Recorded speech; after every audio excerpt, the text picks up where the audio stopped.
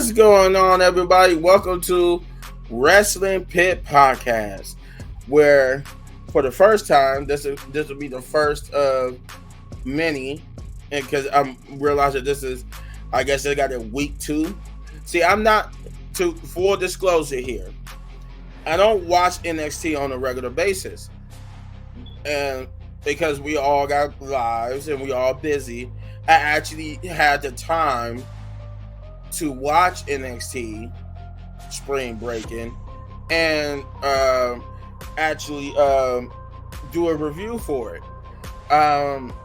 Spring Breakin have some WWE drafts since the drafts do start this Friday. And I don't know. I think Shane is going to be doing a NXT, not NXT, but a AEW review. So. But yeah, this got implications on who's going to get drafted, who's not, what rumors are going to be true. But yeah, let's get into it. Start the music. Now, before I get into this, I want to mention real quickly that Cameron Grimes has been added to the list of people who's been released. If you have not known, Jinder Mahal, Isaiah Lee, I forgot the guy, but his last name is Quinn, something Quinn, and Veer and Veer and Sangha. Then was Von Wagner, and now Cameron Grimes have all been released. My best wishes go out to those who were released, and especially to Cameron Grimes, because he released. We found out his through Twitter, where he released a heartfelt, tearful, goodbye and acknowledging that he's been released by WWE.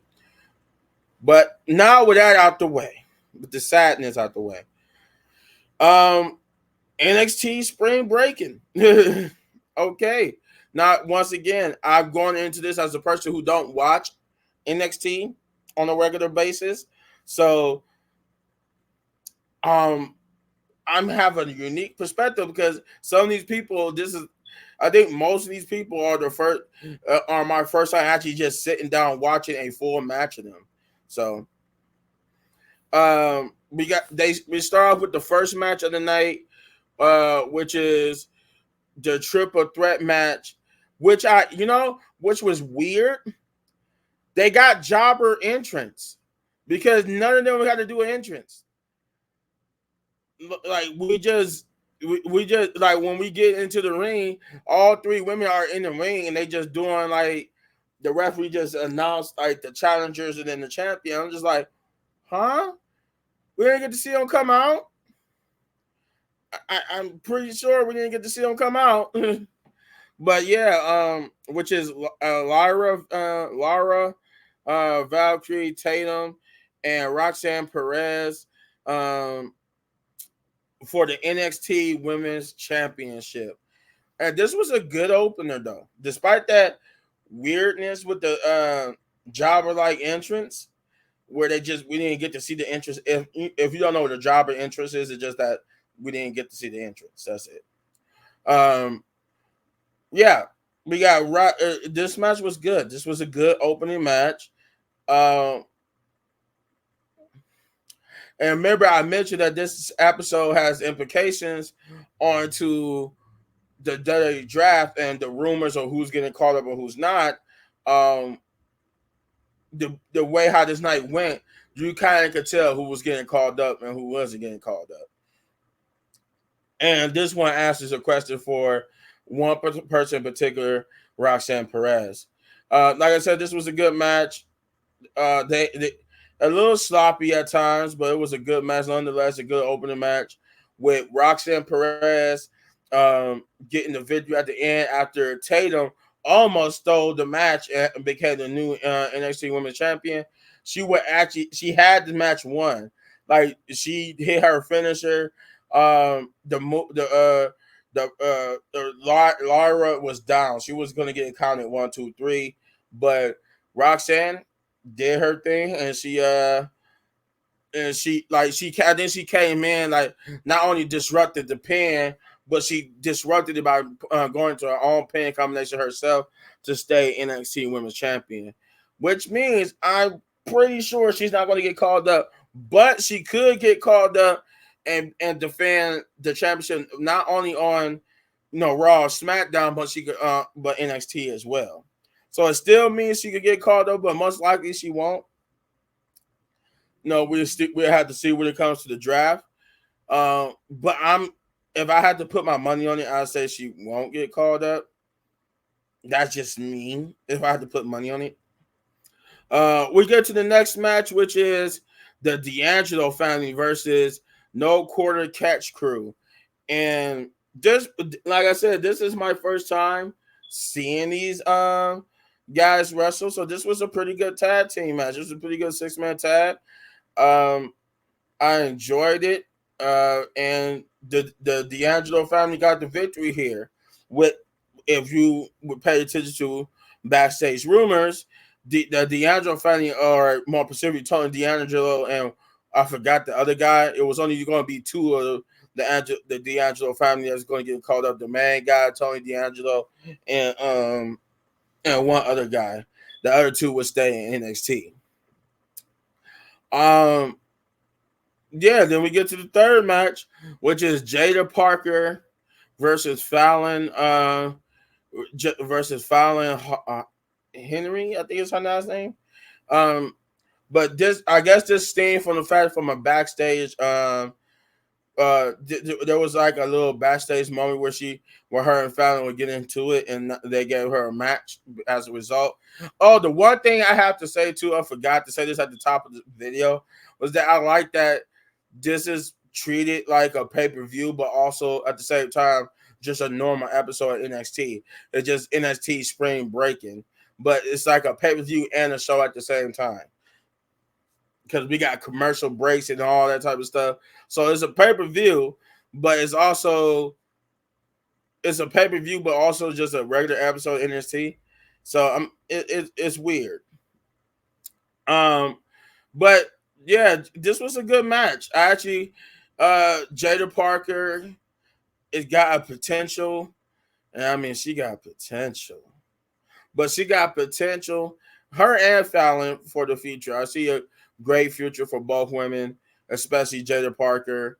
I can see her being a future NXT Women's Champion and a future World or WWE if they still being called that by the time she gets to the main roster. Who knows what could be next year? Some people be getting fast track, man. But with that being said, yeah, Jada Parker was good. Fallon was good, but Jada Parker would get the victory here, and I'm impressed with her. I'm impressed. So, yeah. Then we got Natalya and Lola Vice. They're doing that contract signing for the first ever women's underground match, and this was a pretty good promo. Lola, I like that. Lola Vice said something about shaking her ass because, like, I guess I haven't seen her much of her, but I guess she's known to shake her ass in NXT. And she said, not only would I shake my ass, but I'm going to kick your ass. But Natalya, they both declared that they're going to beat each other in this women underground match. I guess they got coaches, and Lola revealed her coach to be none other than Sonya Blazer, who comes out and warns Natalya to back out now gracefully by just going and rip up the contract, because if you don't, she's going to be in for a world of pain and hurt. They would get into a shoving match will result in a brawl, and that was that. But they did both sign the contract. Yeah, I got to see more Lola Vice and his ass shaking, but other than that, I heard both women. I know Natalya, but I heard Lola Vice is a very good competitor. All jokes aside. We get to the fourth match, which is kind of a match I didn't too much care about. I mean, it was okay. I care more about it than the match afterwards, but which is Blair Davenport versus Sol Ruka. Yeah, I think it's her name. And I guess Soul is supposed to be like a surfer type. Her gimmick is supposed to be she a surfer girl. So this is basically like a hardcore street fight match but all the weapons are like surfer beach weapons, and it was pretty cool. It was pretty good. Like I said, I really didn't care for it too much, but I did get a sense of Blair Davenport and Soul, so that was the most thing I was looking forward to. But like I said, I care more about this match than I did the next one. But yeah, Soul Ruko will get the victory over Blair Davenport. Um, Trick Williams will have a promo afterwards where he would talk to his mother who's in the hospital, and I don't know if this is real or fake, but if it's real, best wishes to Trick Williams' mom. Hope she gets better and has a speedy recovery. But she wishes him well, and she tells him, "Don't worry about her. She just go out there and whoop that Trick." He would get also a visit from Johnny Gargano. Johnny Gargano, along with Pete Dunne and Tyler Bate and the Creed brothers, along with Ivy Niles and other people, even Damian Priest, Damian Priest and others were all there in support of this massive night, especially giving their thoughts on who will win between Trick Williams and Ilya in this regard. Uh, Johnny Gargano will give Trick Williams just basically some words of encouragement and tell him to use everything from the past, the loss, the hate, the pain, and let that fuel him into the victory of becoming NXT champion. Then we'll get the next match, which is Baron Corbin versus Alexis King. And like I said, I didn't really care for this match that much. This was like my least favorite match because I just really didn't care about it. Um, I did get a sense of Lexus King and his potential though, but uh, Lexus King would get the victory over Baron Corbin.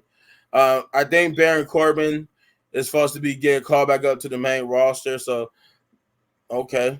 I do know Baron Corbin could and did his thing. I do know. Like I don't watch NXT, but I keep up with enough to know that Baron Corbin cooking down here in NXT. So he might have a better run on the main roster this time around. It did him some good to go back to NXT. And then we get to the main event, which is Trick Williams versus Ilya Dragunov for the NXT Championship. Uh, and I like that the Trick Williams had the camera shot of the night where it follows the person from backstage to the front, to back out to the ring. And this was the best match of the night, actually. This was a good match. And Ilya lived up to the motto of being the dragon. And everybody kept saying, can he slay the dragon? And this was a great match. This was great because Ilya has so many times in the match that looked like Ilya was gonna take Trick Williams and beat Trick Williams, but he didn't. And then with so many times that like Trick Williams was going to do it, but he didn't. Trick Williams even hit Ilya with two of his own moves, um, which was good. The mad respect between the two. They even showed respect to each other. For a moment, they stopped fighting, and Ilya would they would dap each other up, doing like a handshake like that, and they would hug each other before getting back to fighting. So it was massive respect between the two.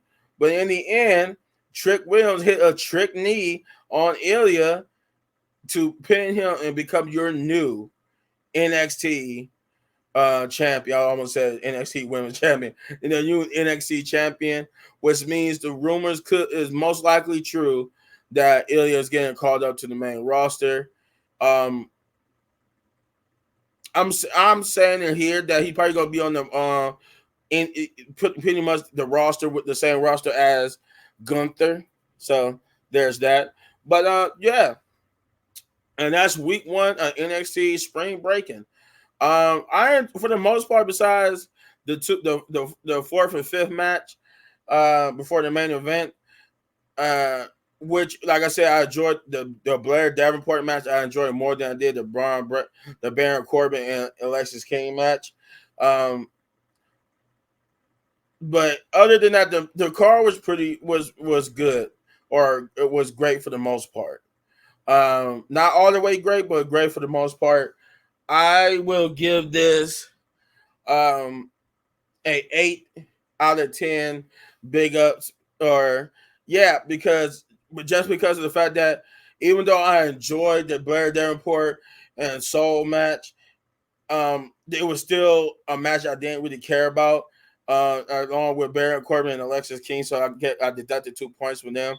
But I will give mercy to the Blair Davenport and Soul match because I actually care more about it than the Baron Corbin match. The Baron Corbin match I didn't care about at all, but the Blair Davenport and Soul match I did care about enough. So with that being said, music.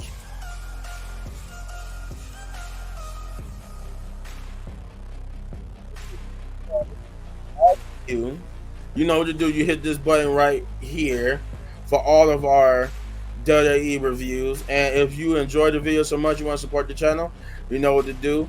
You hit those buttons, get us to 500 subscribers. There are some rewards in it for you. By the way of my main man, Shane. He got some rewards for you guys for helping us get to 500 subscribers. But yeah, subscribe to the channel. Hit that subscribe, like, share, hit all those buttons. As always, hitting one of these videos for more our amazing content. And be on the lookout for our AEW review. And we do got a predictions video coming out. Well, I would say Thursday. We're going to do one Thursday before the draft. And then we got a video coming out Sunday. Of course, we're going to do a SmackDown review Saturday, but we got a Sunday video we're going to do an actual dedicated title video where we're going to talk about titles, the meanings, probably some AEW is going to get up in there. Who knows? It's going to be a hectic one. So with that being said, peace. We love you guys. See you in the next video.